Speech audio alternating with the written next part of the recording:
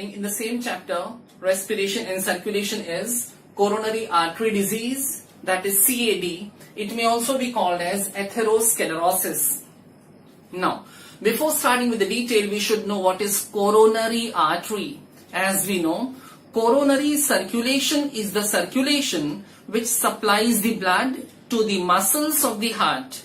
यानी coronary circulation वो circulation है जो हार्ट को ही ब्लड सप्लाई करता है, हार्ट की मसल्स को ही ब्लड सप्लाई करता है. As you know, rest of the other circulation, आपने पल्मोनरी सर्कुलेशन के बारे में पढ़ा है जो लंग से कंप्लीट होता है, सिस्टमिक सर्कुलेशन के बारे में पढ़ा है जो बॉडी टिश्यू से कंप्लीट होता है. कोरोनरी सर्कुलेशन हमारे हार्ट से हार्ट की मसल्स तक कनेक्टेड है. जैसे बॉडी के दूसरे टिश्यूज को, जैसे बॉडी के दूसरे पार्ट को ऑक्सीजन की और ब्लड की जरूरत है, वैसे हमारे हार्ट की मसल्स को भी ऑक्सीजन और ब्लड की जरूरत है. इनफैक्ट ज्यादा जरूरत है, बिकॉज हार्ट को कंटिन्यूअसली बीट करना है, हार्ट में कंटिन्यूअस एक्टिविटीज होते रहती हैं.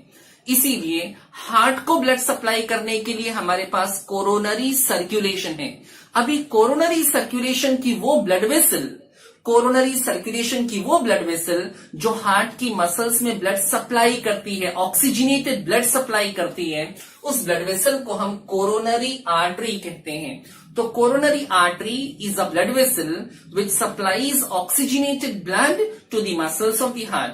अगर उस कोरोनरी आर्टरी में ही प्रॉब्लम हो जाए, अगर उस कोरोनरी आर्टरी में ही प्रॉब्लम हो जाए तो उसको हम कोरोनरी आर्टरी डिजीज कहते हैं. इस प्रॉब्लम का दूसरा नाम एथेरोस्क्लेरोसिस है. कोरोनरी आर्टरी जो हार्ट की मसल्स को ब्लड सप्लाई कर रही है, उस आर्टरी के अंदर का जो पैसेज है, उसके अंदर जो ल्यूमेन है बच्चों, उस ल्यूमेन में या तो फैट, कोलेस्टेरॉल या फाइब्रस टिश्यू डिपॉजिट हो जाता है. इसके डिपोजिशन से वो ल्यूमेन जो है, कोरोनरी आर्टरी का जो ल्यूमेन है, वो ल्यूमेन नैरो हो जाता है. ल्यूमेन नैरो होने से कोरोनरी आर्टरी से सफिशिएंट अमाउंट में ब्लड पास नहीं हो पाता, and due to insufficient blood supply, due to insufficient blood supply to the muscles of the heart is not getting sufficient amount of blood, heart is not getting sufficient amount of oxygen, heart की functioning में problem आता है. तो reason मैंने बता दिया, due to deposition of fat, cholesterol and fibrous tissue. Now deposition कहां पर होता है? Deposition in the lumen of coronary artery. Deposition coronary artery के ल्यूमेन में होता है. So this condition is called as coronary artery disease. Coronary artery disease के बहुत सारे टाइप्स हैं. उसमें से angina pectoris is a type of coronary artery problem. Even myocardial infarction, generally called as heart attack, वो भी कोरोनरी आर्टरी डिजीज का ही एग्जाम्पल है. So the next side heading given in your book is angina pectoris. Angina pectoris is a type of coronary artery disease. Angina pectoris होने का reason क्या है? Due to atherosclerosis. अभी आपने पढ़ा what is atherosclerosis. Atherosclerosis is the deposition of fatty tissue, deposition of fat, cholesterol or fibrous tissue in the lumen of coronary artery. So due to deposition of certain fatty substance, that is atherosclerosis, और arteriosclerosis, इसका meaning भी previous lecture में मैंने बताया था. इसमें हमारी blood vessels जो हैं वो स्टिफ हो जाती हैं, रिजिड हो जाती हैं, उसकी फ्लेक्सिबिलिटी कम हो जाती है, पल्सेशन प्रॉपर नहीं होता, और ये एज के साथ होने के चांसेस ज्यादा होते हैं. तो इधर ड्यू टू एथेरोस्क्लेरोसिस और आर्टीरियोस्क्लेरोसिस एंजीना पेक्टोरिस होने के चांसेस हैं. Now what happens in the case of angina pectoris? Angina pectoris you can say ये हार्ट अटैक से पहले, बहुत पहले का सिम्टम है, जिसमें सीवियर चेस्ट पेन होता है और हैवीनेस फील होता है चेस्ट में. Severe chest pain and heaviness in the chest. ये प्रॉब्लम स्टार्ट होता है चेस्ट से. ये प्रॉब्लम क्यों हो रहा है? इमेजिन, अगर एथेरोस्क्लेरोसिस है तो heart is not getting sufficient amount of blood, heart is not getting sufficient amount of oxygen, heart has to perform activity, heart has to beat, heart के ऊपर एक्सर्शन आता है, हार्ट के ऊपर प्रेशर इंक्रीज होता है, हार्ट के ऊपर प्रॉब्लम क्रिएट होना स्टार्ट होते हैं. ऐसे में पेन और हैवीनेस होगा. अब चेस्ट में पेन होने के साथ, हैवी पेन के साथ पेन स्प्रेड होगा. ये पेन हमारे चेस्ट से लेफ्ट शोल्डर में जाएगा, लेफ्ट साइड के नेक में जाएगा, लोअर जॉ में पेन होने लगेगा, इवन लेफ्ट हैंड में पेन होने लगेगा। ये सब जगह पर पेन होना ये एंजीना पेक्टोरिस के सिम्टम्स हैं। बॉडी के लेफ्ट साइड में पेन स्टार्ट होगा और अपर एक्सट्रीमिटीज में होगा, लोअर एक्सट्रीमिटीज में नहीं होगा। तो it is in this case severe pain and heaviness in the chest. उसके साथ और भी पेन्स होते हैं, वो मैंने आपको बताया। And this problem increases during exertion. अगर हम फिजिकल एक्टिविटी कर रहे हैं, कोई भी एक्टिविटी कर रहे हैं जिसमें बॉडी में डिमांड, ऑक्सीजन की डिमांड, ब्लड की डिमांड इंक्रीज हो रही है। फॉर एग्जाम्पल कोई एक्सरसाइज कर रहा है, उसको एंजीना पेक्टोरिस का पेन स्टार्ट हो गया, या कोई फिजिकल एक्टिविटी है, स्पोर्ट्स पर्सन है, एथलीट पर्सन है, या बहुत ज्यादा इमोशनल स्ट्रेस में है, ऐसी कंडीशन में जब एक्सर्शन आता है बॉडी पे तो ये पेन इंक्रीज होने के चांसेस बढ़ जाते हैं। अगर किसी में ऐसे सिम्टम्स दिखाई दें तो उसके लिए सबसे पहली चीज ये है कि उसको उस कंडीशन से टेम्पररीली रिलीव करें, उस कंडीशन से उसको हटाएं ताकि वो नॉर्मल हो सके, उसे रेस्ट दें, प्रॉपर ऑक्सीजन सप्लाई प्रोवाइड करें, ओपन स्पेस में रखें ताकि उसके ऊपर एक्सर्शन कम हो, तो वो पेन धीरे धीरे सब्सिडाइज होगा। It may take few hours to few days also. So these all about the angina pectoris. Now the next side heading is angiography. Now what is angiography? Listen carefully. बच्चों, angion का मतलब है blood vessels and graphia means to represent. Angiography means representing the blood vessels. हमारी blood vessel को represent करना। अभी यहाँ पे दोनों केस में आपने पढ़ा, यहाँ पे ल्यूमिन में कोलेस्ट्रॉल डिपॉजिट हो गया जिसको एथेरोस्क्लेरोसिस, यहां पे भी तुमने एथेरोस्क्लेरोसिस के बारे में पढ़ा। बहुत से प्रॉब्लम हैं जैसे एंजीना पेक्टोरिस है, कोरोनरी आर्टरी डिजीज है, मायोकार्डियल इंफार्क्शन है।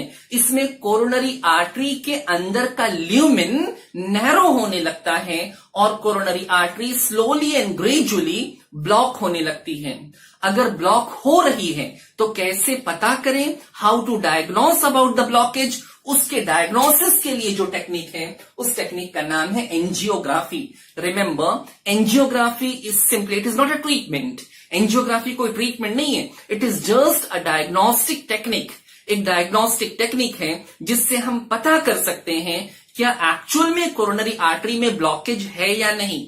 या not only it is applicable for coronary artery, angiography is applicable for other blood vessels also, but in most of the cases it is done for the problem related to the heart. Okay, now angiography में we can find out blockage है कि नहीं है, और blockage है तो कितनी जगह पर है, और blockage है तो कितना % blockage है, यानी वो blood vessel कितना block हो चुकी है और कितना उसका lumen अभी भी open है। We can find out with the help of this technique. Now, what is आपकी बुक में एकदम शॉर्ट में दिया है, थोड़ा सा एलाबोरेट करता हूं about this technique. It is X-ray imaging of cardiac blood vessels. X-ray imaging of cardiac blood vessel, यानी हार्ट की जो ब्लड वेसल है जिसको कोरोनरी ब्लड वेसल कहते हैं, कोरोनरी आर्टरी कहते हैं। बच्चों, उस कोरोनरी आर्टरी को एक्सरे इमेजेस के जरिए ये फाइंड आउट करना क्या वो आर्टरी अंदर से ब्लॉक है कि नहीं। रिमेंबर, शॉर्ट में बताते हैं आपको, अगर हम नॉर्मल एक्सरे निकालेंगे ना तो नॉर्मल एक्सरे में हमारी कोरोनरी आर्टरी या कोई भी दूसरी आर्टरी विजिबल नहीं होगी, बिकॉज ब्लड जो है, ब्लड वेसल्स जो हैं, ये एक्सरे में विजिबल नहीं होते हैं। इसके लिए एक स्पेशल टेक्निक परफॉर्म करनी पड़ती है। हमारे ब्लड वेसल के अंदर, हमारे कार्डियक ब्लड वेसल के अंदर कलर्ड सोल्यूशन, ऐसे सोल्यूशन डालने पड़ते हैं जो सोल्यूशन एक्सरे के लिए ओपेक हैं। Blood is transparent for X-ray, blood is transparent for X-ray. हमें आयोडीन सोल्यूशन डालना पड़ता है।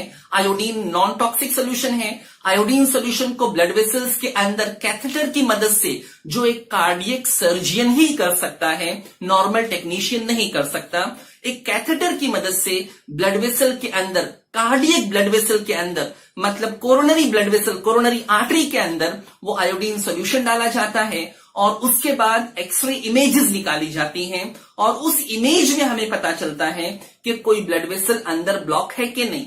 अगर ब्लॉकेज नहीं होगा तो वो पूरा आयोडीन सोल्यूशन एक नॉर्मल थिकनेस से फ्लो करेगा। अगर ब्लॉकेज होगा तो आयोडीन सोल्यूशन वहां से आगे नहीं जा पाएगा या बहुत लो फ्रीक्वेंसी से आगे जाएगा। तो by using all this technique we can find out क्या ब्लड वेसल अंदर से ब्लॉक है या नहीं ब्लॉक है।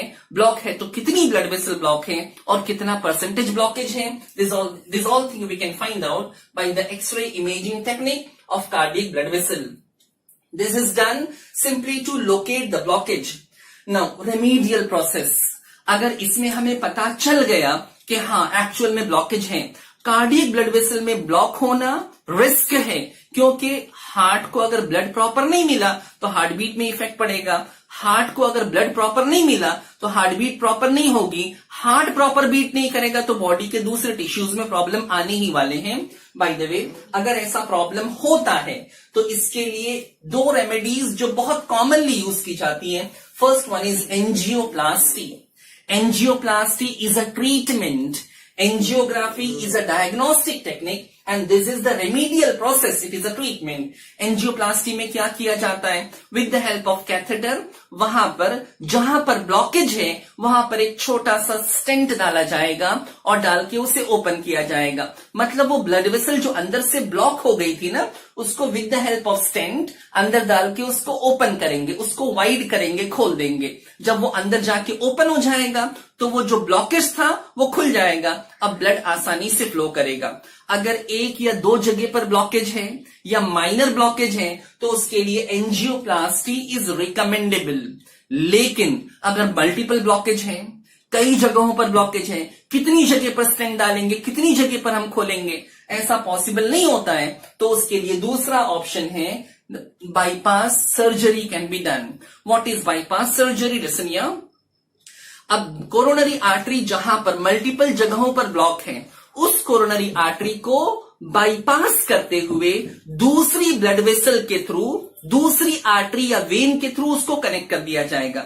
यानी जो रास्ता ब्लॉक हो गया है उस ब्लॉक को ब्लॉक ही रहने दिया जाएगा, आजू बाजू से दूसरी ब्लड वेसल कनेक्ट की जाएगी।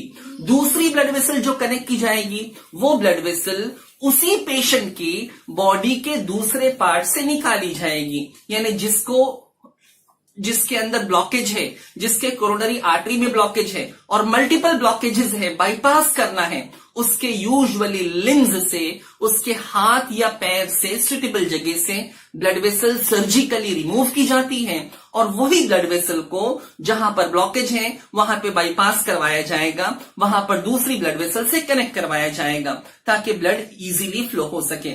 So this is what happen in the case of bypass. ये कंपैरेटिवली सिंपल है, ये थोड़ा कॉम्प्लिकेटेड टेक्निक है। So this is done if the blockage is detected in the coronary artery. So this technique is about the angiography.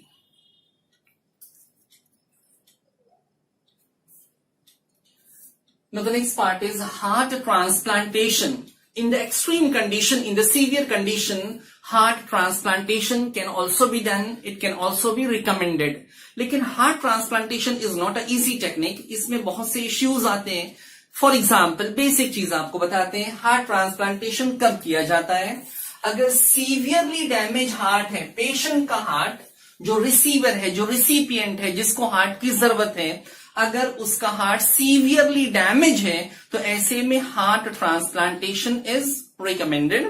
Now heart transplantation में patient needs the heart, actual heart चाहिए, तो heart donor कौन होगा, दिल देगा कौन? तो जो हार्ट डोनेट करेगा, जो हार्ट डोनर होगा, उस डोनर के लिए क्राइटेरिया क्या है? या तो वो ब्रेन डेड हो, मतलब ऐसा इंसान जो जिंदा है लेकिन मरे हुए के बराबर है, उसका ब्रेन डेड है, उसकी कोई भी फिजिकल एक्टिविटी नहीं हो रही है, ये ऐसा ब्रेन डेड, प्रोलॉन्ग्ड कोमा या ब्रेन डेड की जो कंडीशंस होते हैं जिसमें पेशेंट के रिकवर होने के चांसेस नहीं है, ऐसे पेशेंट का हार्ट निकाला जा सकता है। दूसरा ऑप्शन है रिसेंटली डेड पर्सन, वो पेशेंट जिसने रिकमेंड किया था, हार्ट देने के लिए रेडी था और अभी अभी उसकी डेथ हुई है, तो उसका हार्ट सर्जिकली रिमूव करके किसी सुटेबल डोनर को दिया जा सकता है। तो ये दो क्राइटेरिया है डोनर्स के लिए। रिसीवर के लिए क्या है? अगर सीवियरली उसका हार्ट डैमेज हुआ है तो उसको हार्ट दिया जाएगा, या फिर and stage of heart failure, उसका हार्ट फेलियर का, जो heart failure is a prolong disease, is a chronic disease, धीरे धीरे सीवियर होते जाती डिजीज। तो जब ये डिजीज एंड स्टेज में पहुंचेगी, डॉक्टर समझ जाएंगे या समझने लगेंगे कि अब ज्यादा दिन नहीं चलने वाला इस हार्ट से, तो ऐसे में heart transplantation can be done, new heart can be given to the patient. या सीवियर कोरोनरी आर्टरी डिजीज है जो हमने प्रीवियस केस में पढ़ा, सीवियर ब्लॉकेज है या मल्टीपल बहुत ज्यादा ब्लॉकेजेस हैं जिसमें बाईपास भी काम नहीं कर रहा है, तो ऐसे में पेशेंट को हम हार्ट दे सकते हैं। So this all about the heart transplantation. Next side heading given in your book is about silent heart attack. देखो नॉर्मल हार्ट अटैक जो है उससे थोड़ा हट कर है ये silent heart attack. Heart attack को बोलते हैं मायोकार्डियल इंफार्क्शन। तो साइलेंट हार्ट अटैक में also be called as silent myocardial infarction. अभी नॉर्मल हार्ट अटैक के जो सिम्टम्स हैं, नॉर्मल हार्ट अटैक के जो सिम्टम्स हैं, जैसे चेस्ट में हैवीनेस फील होना, चेस्ट सीवियर चेस्ट पेन होना, या और भी जो प्रॉब्लम्स क्रिएट होते हैं, स्वेटिंग होना, या फिर इस तरह के जो और भी प्रॉब्लम्स हैं, वो सारे प्रॉब्लम्स यहां पर दिखाई नहीं देते हैं, वो सारे सिम्टम्स यहां पर सामने नहीं आते हैं। तो इट लैक्स जनरल सिम्टम्स। जो जनरल सिम्टम्स है मायोकार्डियल इंफार्क्शन के, जो हार्ट अटैक के जनरल सिम्टम्स हैं, वो सिम्टम्स यहां पर क्रिएट नहीं होते हैं। ना तो चेस्ट में पेन होगा, ना तो हैवीनेस फील होगा, ना तो स्वेटिंग होगी, ना तो पर्सपिरेशन होगा। इस तरह के प्रॉब्लम्स जो हार्ट अटैक में कॉमन है, वो सारे प्रॉब्लम्स यहां पर नहीं दिखते हैं। इसमें माइल्ड सिम्टम क्रिएट होता है, माइल्ड बहुत मामूली सा सिम्टम क्रिएट होता है, और ये सिम्टम पेशेंट को कंफ्यूज कर देता है, पेशेंट को कंफ्यूज करता है। उसको लगता है ये तो कोई कॉमन सी बात है, छोटी सी बात है, मतलब एक माइनर सा प्रॉब्लम है, और वो उसको सीरियसली हैंडल नहीं करता है, सीरियसली नहीं लेता है, उसको हार्ट अटैक नहीं समझता है, बिकॉज सिम्टम्स एकदम माइल्ड हैं। जो नॉर्मल हार्ट अटैक के सिम्टम्स होने चाहिए वो सिम्टम्स यहां पे नहीं है। तो ऐसे में पेशेंट कंफ्यूज होता है और उसको प्रॉपर्ली ट्रीट नहीं करता है, लेकिन वो कंडीशन भी उसके लिए जानलेवा साबित हो जाती है। बाय द वे, ये प्रॉब्लम मेल्स में होने के चांसेस ज्यादा है in comparison with the female, यानी मेल्स साइलेंट हार्ट अटैक के ज्यादा शिकार होते हैं। So this all about the silent heart attack. Now the next part. So the next part is electrocardiogram, 8.17 electrocardiogram. Now what is electrocardiogram? Electrocardiogram, also called as ECG, it is basically the representation of electrical activity generated by the heart. It is the method of representing the electrical activity generated by the heart during heartbeat. Now the definition which is given in your book is, it is a graphical record. It is a graphical representation of electrical variation which comes on the body surface during cardiac cycle. It is the simplest definition. Graphical recording of electrical variation detected on the body surface during cardiac cycle. एक simple words में मैं आपको समझाऊं। देखो हमारा heart, आपने heart के conducting system के बारे में पढ़ा था। कंडक्टिंग सिस्टम में 4 टिश्यूज आपने पढ़े थे, SA node, AV node, bundle of His and Purkinje fibres. उसमें जो एसए नोड है जिसको पेस मेकर कहते हैं, it generates the stimuli, it generates the signal impulse. जो इंपल्स जनरेट होता है वो इलेक्ट्रिकल इंपल्स जनरेट होता है। तो हार्ट के ऐसे नोड से इलेक्ट्रिकल इंपल्स जनरेट होता है। Remember, not only our heart, our entire body is good conductor for electricity, is good conductor for electricity. तो हार्ट में जो इलेक्ट्रिकल सिग्नल जनरेट होता है वो हार्ट तक ही कन्फाइंड नहीं है, वो हमारी बॉडी सरफेस पे भी इलेक्ट्रिकल इंपल्स आते हैं। तो हार्ट से जनरेट किया गया इलेक्ट्रिकल इंपल्स जो बॉडी सरफेस पे आते हैं, उस इलेक्ट्रिकल इंपल्स को सुटेबल डिवाइस से मेजर करना और उसको ग्राफिकली रिप्रेजेंट करना, हार्टबीट के अलग अलग इवेंट के हिसाब से रिप्रेजेंट करना, is called as electrocardiogram. Heart हमारा इलेक्ट्रिकल इंपल्स बना रहा है, वो इलेक्ट्रिकल इंपल्स बॉडी सरफेस पे आ रहे हैं। अभी बॉडी सरफेस पे हम क्या करेंगे, सुटेबल इलेक्ट्रोड्स लगाएंगे।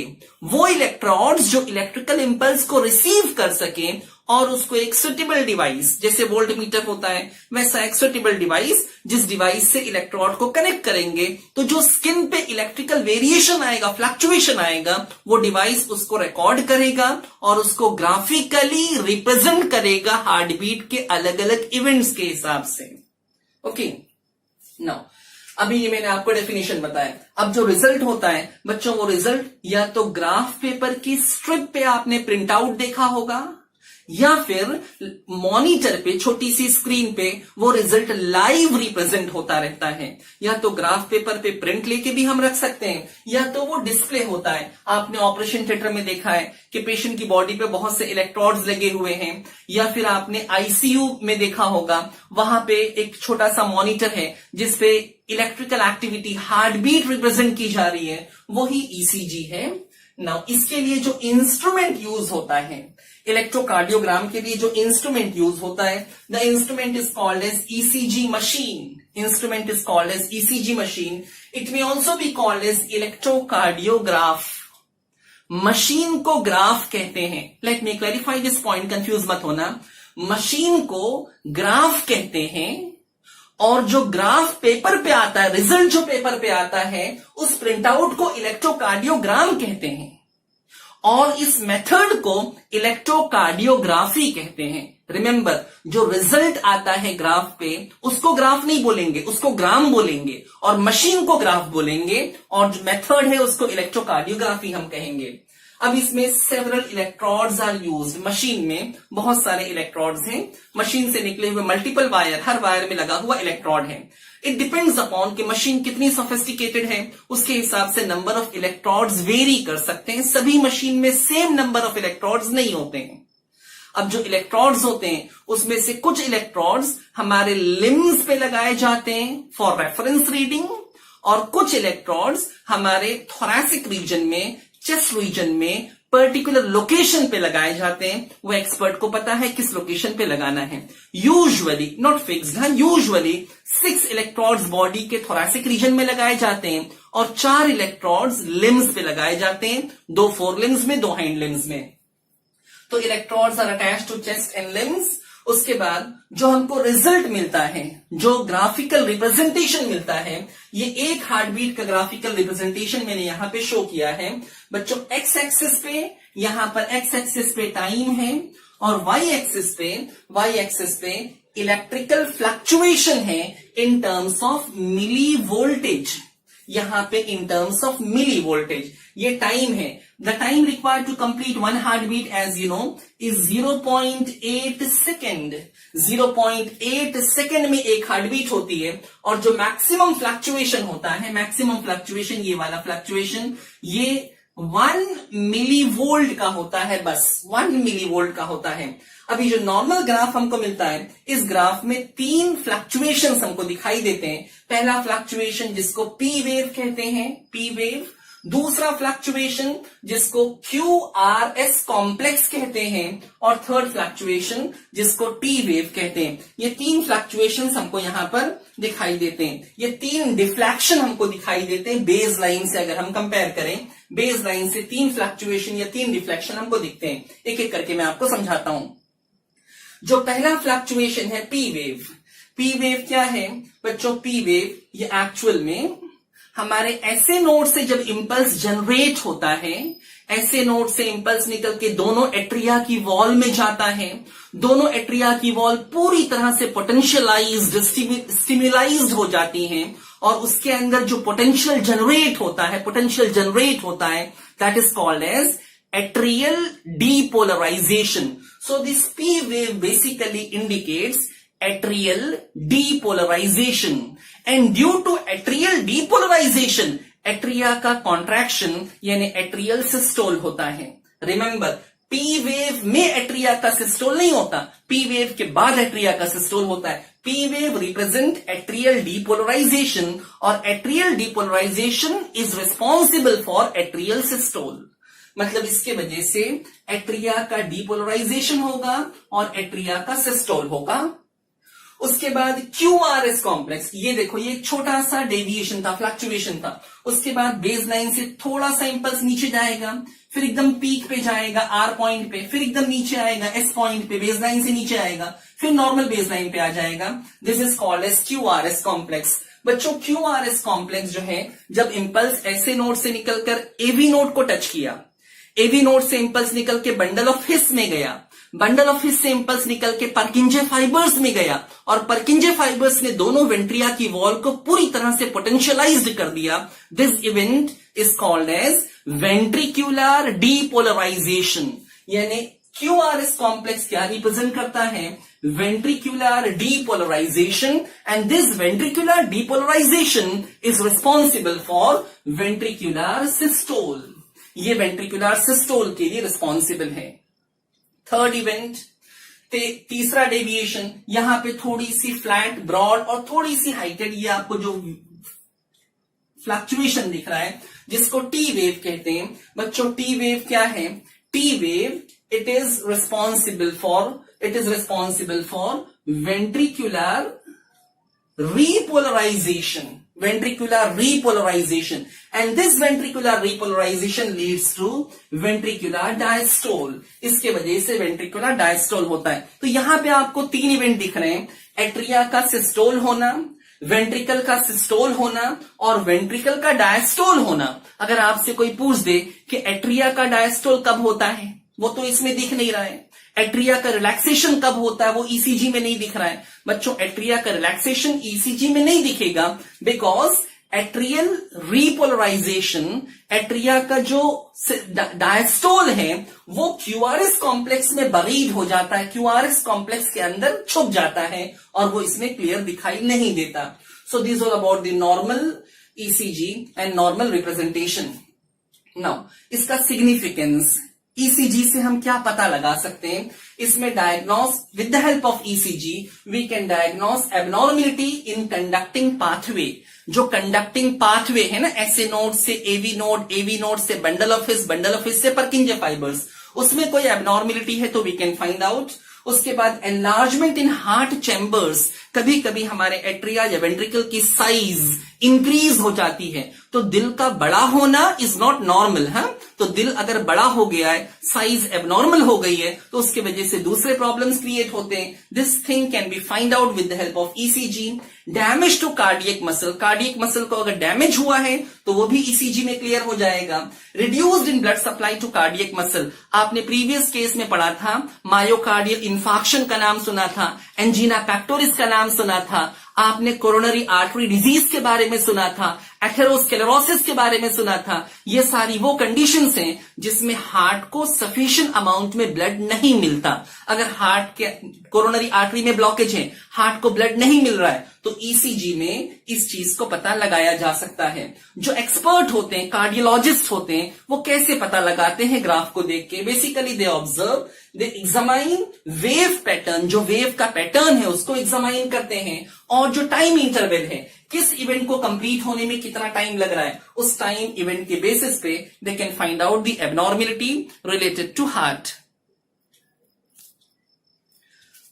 Now the last part of this chapter, last side heading of this chapter is lymphatic system. मैंने स्टार्ट में आपको कहा था सर्कुलेटरी सिस्टम में 2 पार्ट है, एक ब्लड वेस्कुलर सिस्टम और एक लिम्फेटिक सिस्टम. लिम्फेटिक सिस्टम क्या है, शॉर्ट में आपको बताते हैं. It is given in a very short paragraph. Lymphatic system it consist of lymph, जिसे हम टिश्यू फ्लूइड या इंटरस्टिशियल फ्लूइड भी कहते हैं. इसमें लिम्फ है, लिम्फेटिक वेसल्स हैं, वो वेसल्स जो लिम्फ को कैरी करती हैं, is called as lymphatic vessels. Some other organs and tissues are also present, जिसमें lymphatic nodes हैं, lymphatic organs हैं, जिसमें tonsils भी आते हैं, जिसमें हमारा lymphatic organs में हमारा spleen भी आता है. तो ये सारे lymphatic organs या lymphatic tissues हैं बॉडी में प्रेजेंट हैं. अभी lymph basically is a clear water like fluid. It is a clear water like fluid. And lymph जो इसका नाम है उसका literal meaning ही होता है clear water. Lymph is a type of fluid connective tissue. It is a type of fluid connective tissue similar to blood. यानी blood के जैसे, remember blood is red in color, but lymph is straw, light yellow in color. lymph में अगर blood से compare करेंगे तो क्या क्या नहीं है? lymph में RBCs नहीं है, प्लेटलेट्स नहीं है और कुछ प्रोटीन्स नहीं होती हैं. उसमें WBCs यानी कि leucocytes are present in lymph. अभी लिम्फ का कॉन्सेप्ट आपको बता दें. हमारी जो ब्लड कैपिलरीज हैं बेटा, ब्लड कैपिलरीज के अंदर से ब्लड फ्लो होता है. मैंने कहा था because of pressure some part of the fluid oozes out of the blood capillaries. जो फ्लूइड बाहर निकलता है उसी फ्लूइड को हम लिम्फ या इंटरस्टिशियल फ्लूइड कहते हैं. ये लिम्फ उस लिम्फेटिक स्पेस में कलेक्ट होता है, कैपिलरी से निकल के लिम्फेटिक स्पेस में कलेक्ट होता है, लिम्फेटिक स्पेस से लिम्फेटिक वेसल्स में जाता है, लिम्फेटिक वेसल से होते हुए ये वापस से हमारी ब्लड वेसल में यानी कि वेन में, वेना कावा में वापस से एंटर हो जाता है। अभी लिम्फेटिक वेसल्स बॉडी में दो हैं, राइट और लेफ्ट लिम्फेटिक वेसल्स, उसका डिस्क्रिप्शन आपको नहीं पढ़ना है। ये दोनों ब्लड वेसल्स के थ्रू लिम्फ वापस से ब्लड में एंटर हो जाता है। लिम्फ ब्लड वेसल के बाहर क्यों निकला था, सिग्निफिकेंस क्या है? मैंने कहा था हमारी बॉडी में क्लोज्ड सर्कुलेशन है, blood is confined to blood vessels, blood इसके अंदर ही रहेगा, इसके बाहर नहीं निकलेगा। तो ब्लड अंदर है। अब ये बॉडी के टिश्यूज है ना, ये बॉडी की सेल्स हैं, ये सेल्स हैं, तो जो न्यूट्रिएंट का, ऑक्सीजन का जो रिक्वायरमेंट है उसको फुलफिल करने के लिए, ब्लड से टिश्यूज तक न्यूट्रिएंट को पहुंचाने के लिए लिम्फ इज रिस्पॉन्सिबल। तो लिम्फ जो है ये ब्लड वेसल से टिश्यूज तक न्यूट्रिएंट को, ऑक्सीजन को या जो भी रिक्वायरमेंट है उसको ट्रांसपोर्ट करने में हेल्प करता है। So that is the significance of lymphatic system. यहां पे हमारा चैप्टर रेस्पिरेशन एंड सर्कुलेशन नाम का चैप्टर कंप्लीट होता है।